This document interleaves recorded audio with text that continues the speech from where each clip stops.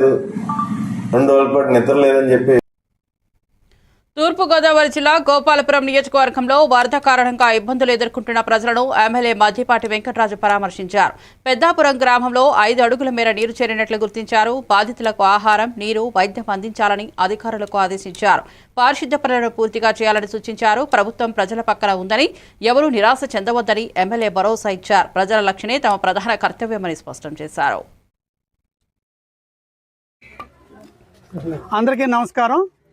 మోంతా తుఫాను తీరం దాటిన తర్వాత కూడా ఏదైతే వాతావరణ శాఖ వారు చెప్పినట్లుగాను, అలాగే ముఖ్యమంత్రి గారు ముందుగానే హెచ్చరించినట్లుగా అకాల వర్షాలు వస్తాయి, అందరూ అప్రమత్తంగా ఉండాలని ముందే వారు చెప్పారు. ఆ రీతిగానే ఈ తెల్లవారుజామున కుండపోత వాన వల్ల గోపాలపురం నియోజకవర్గ 4 మండలాల పరిధిలో కొన్ని గ్రామాలు నీట మునిగాయి.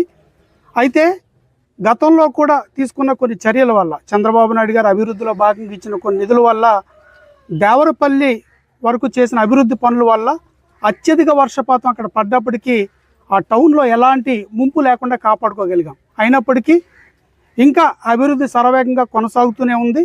ఇంకా మరిన్ని కార్యక్రమాలు, అభివృద్ధి కార్యక్రమాలు చేయాలి.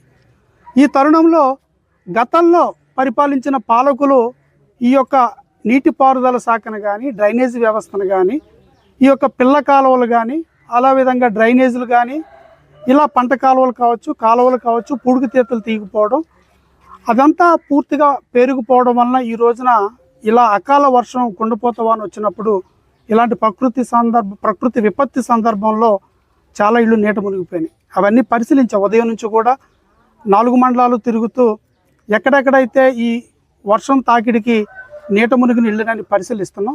ఖచ్చితంగా బాధితులకి అండగా నిలబడతాం. ముఖ్యమంత్రి వర్యులు చంద్రబాబు నాయుడు గారు ఆల్రెడీ ఆదేశాలు ఇచ్చారు. ఎక్కడెక్కడ పంట నష్టం కానీ, ఇళ్ల నష్టం కానీ ఏది జరిగినా ఈ తుఫాను నష్టాన్ని త్వరిత హైదరాబాద్